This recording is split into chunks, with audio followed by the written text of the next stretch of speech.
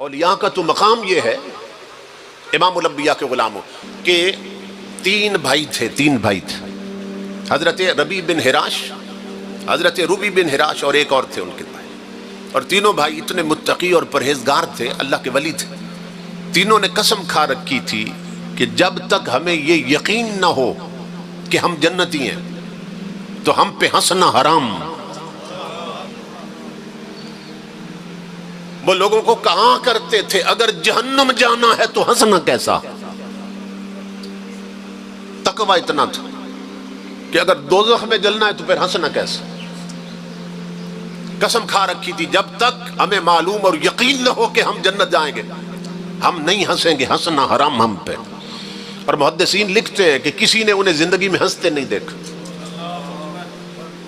اتنا خوف خدا تھا کہ اگر دوزخ میں جلنا ہے تو پھر کیا ہنسنا ہے۔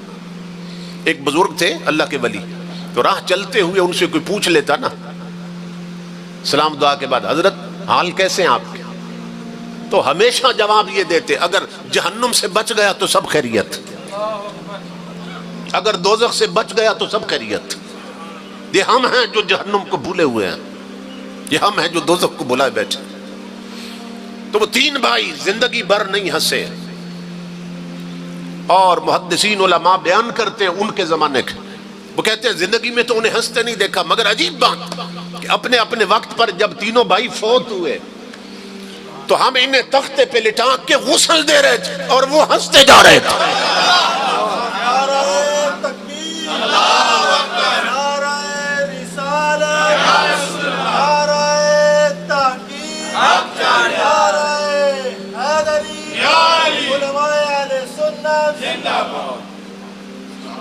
اپنے اپنے وقت میں کیسے بھائی تھے وہ، کس عظیم ماں کے بیٹے تھے، تینوں کامل ولی، اور مر چکے اور تختے پہ غسل دیا جا رہا ہے اور تینوں ہنس رہے تھے۔ تو لوگوں کو یقین ہو گیا کہ زندگی میں نہیں ہنسے، پھٹے پہ ہنس رہے ہیں، اس کا مطلب یہ ہے انہوں نے اپنا ٹھکانہ جنت دیکھ لیا ہے۔ تو موت صرف دنیا بدلواتی ہے، اسی طرح اور یہ صرف کتابوں کی بات نہیں ہے، وہ اسی دور میں اللہ نے وہ عشق رسول ہمیں دکھا دیا۔ بڑے بڑے چودھری، ملک مار اور راجے مر جاتے ہیں، بڑے بڑے وڈیرے اور جاگیردار مر جاتے ہیں، مگر آپ دیکھتے ہیں کہ ناک سے خون بہنا شروع ہو جاتا ہے، منہ ٹیڑھا ہو جاتا ہے، پھر یہاں کپڑا باندھ دیا جاتا ہے سر سے گزار کے، منہ سے رطوبت بہتی ہے، جاگ نکلتی ہے، رال ٹپکنے لگ جاتی، چہرے بگڑ جاتے ہیں، مگر امام الانبیاء کے غلاموں وہ عاشق رسول جو ویل چیئر پر بیٹھا رہا، خود تو نہیں چلا مگر لاکھوں کو چلنا سکھا گیا۔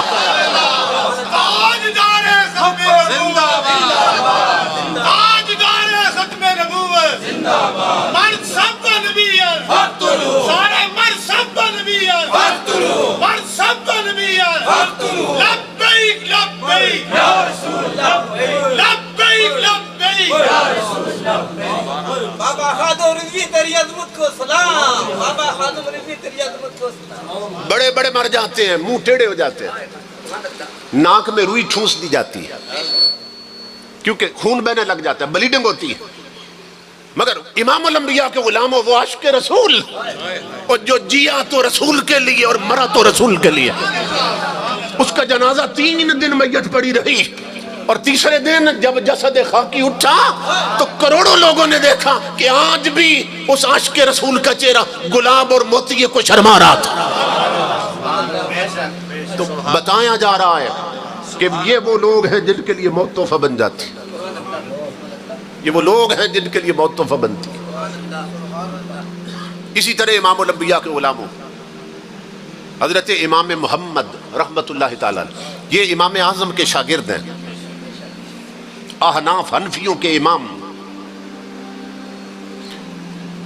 یہ فوت ہو گئے تو ان سے پوچھا گیا خواب میں، ایک بزرگ فرماتے ہیں محدث کہ خواب میں جب مجھے ملے وفات کے بعد تو میں نے پوچھا حضرت مجھے یہ بتائیے کہ آپ کو اچانک موت کیسے آ گئی؟ موت کی کیفیت کیسی تھی آپ کے لیے؟ کیونکہ پوری زندگی آپ نے حضور کی حدیث پڑھائی ہے، آقا کی امت کو تاجدار کائنات کی شریعت سمجھائیے. تو بتائیے موت کا وقت کیسا تھا؟ تو آپ نے فرمایا اللہ کی عزت کی قسم میں ایک شریعت کے مسئلے پر غور و فکر کر رہا تھا. قرآن کی آیتوں سے مسائل شریعت کا استنباط کر رہا تھا. اتنا ڈوبا تھا قرآن میں مجھے خبر ہی نہیں ہوئی کہ ملک الموت نے روح نکالی کب ہے.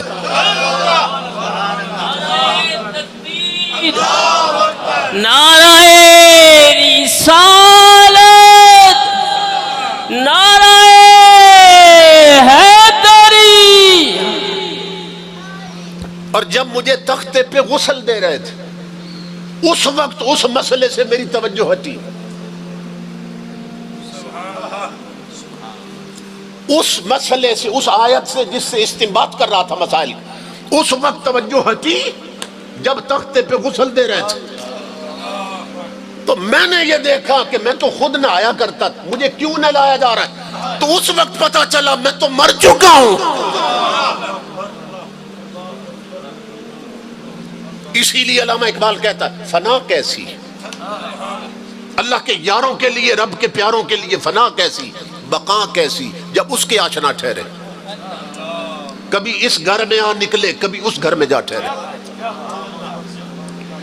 تو موت، اور امام الانبیاء نے اس پہلو پر اپنے اس ارشاد سے بھی وضاحت فرمایا تحفۃ المؤمن الموت. امام الانبیاء نے فرمایا دنیا میں یار یاروں کو تحفے دیتے ہیں، اللہ رب العزت موت بھی اپنے ولیوں کو تحفہ دیتا ہے. موت کا تحفہ دیتا اللہ اپنے ولیوں کو. تحفۃ المؤمن الموت، مومن کے لیے موت اللہ کی طرف سے تحفہ ہوتی ہے. قبر تک پہنچنے تک نا، حدیث پاک کے مطابق جو حضور کا سچا غلام ہے اس کو 2 تحفے دیے جاتے ہیں اللہ کی طرف سے. 2 تحفے جب اس دنیا کو چھوڑتا ہے اور قبر تک پہنچتا ہے نا، تو حدیث رسول میں اسے 2 تحفے دیے جاتے ہیں. نمبر 1 تحفہ موت کی شکل میں اسے دیا جاتا ہے، موت کی شکل میں. اور امام سیوطی نے لکھا ہے کہ حضور کے کچھ غلام ایسے اور اللہ کے عاشق ایسے ہیں کہ اللہ رب العزت جب ملک الموت کو بھیجتا ہے نا ان کی طرف، تو اسے ایک پھول دیتا ہے اللہ رب العزت. اور اللہ رب العزت فرماتا ہے کہ میری طرف سے اسے پہلے سلام کہنا جس کی روح نکالنے جا رہے ہیں، اور پھر میری طرف سے یہ اسے پھول کا تحفہ دینا کہ میں جس کا قاصد بن کے آیا ہوں اس یار نے نہ تمہیں تحفہ بھیجا ہے.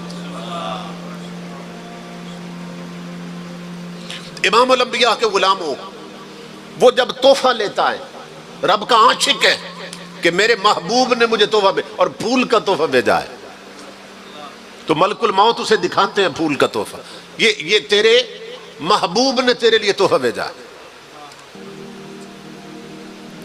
امام سیوطی فرماتے ہیں اس کا حال یہ ہوتا ہے کہ وہ وجد میں آ جاتا ہے، یار کا تحفہ دیکھ کر وجد میں آتا ہے، اور ابھی ملک الموت اس کے جسم کو ہاتھ نہیں ڈالتا کہ روح نکالے، اس کی روح اچھل کر جسم سے خود رب کے تحفے میں آ جاتی ہے. اس وجد میں اس کی روح جسم کو چھوڑ دیتی ہے اور خود اس پھول میں آ جاتی ہے. ملک الموت کو بھی روح نکالنے کی ضرورت نہیں پڑتی.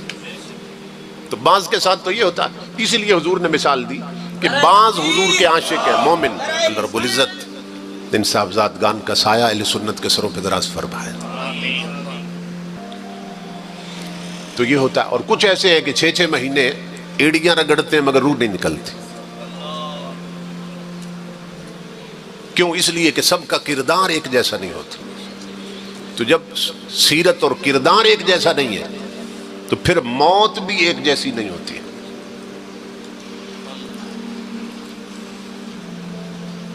امام الانبیاء کے غلاموں، یہ جو 3 بھائی تھے نا جن کی میں بات کرتا، ان میں ایک بھائی فوت ہو چکا ہے، اور اس وقت حضرت عائشہ صدیقہ زندہ تھی، ام المومنین رضی اللہ تعالیٰ. اس دور کی بات، ایک بھائی فوت ہو چکا تھا، میت کو غسل دے چکے تھے، کفن پہنا چکے تھے، لیکن گھر میں رکھ کے نا، جیسے ہمارے ہاں عادت ہوتی ہے کہ کوئی ابھی نہیں پہنچا تو اس کا انتظار ہو رہا ہے، اس وقت بھی کسی کا انتظار کر رہے تھے کہ وہ آ جائیں تو پھر میت اٹھاتے ہیں، جنازہ اٹھاتے ہیں۔ امام الانبیاء کے غلام ہو حضرت شیخ ابو طالب مکی لکھتے ہیں رحمت اللہ تعالی علیہ، آپ فرماتے ہیں انہوں نے اپنے چہرے سے خود کفن ہٹا دیا، میت پہ میت پڑی ہے جنازے پر، چار پائی پر میت پڑی ہے، کفن پہن چکے، خود اپنا کفن چہرے سے ہٹایا اور آنکھیں کھول دی، اور گھر والوں کو فرمانے لگے اجلونی قدمونی ان ابا القاسم ينتظر الصلاۃ علیہ، کا لیٹ نہ کرو، کسی اور کا انتظار مت کرو، جلدی لے جاؤ مجھے جنازہ گاہ میں، کیوں کہ مدینے سے کملی والے میرا جنازہ پڑھنے کے لیے تشریف لا چکے ہیں۔ والضحى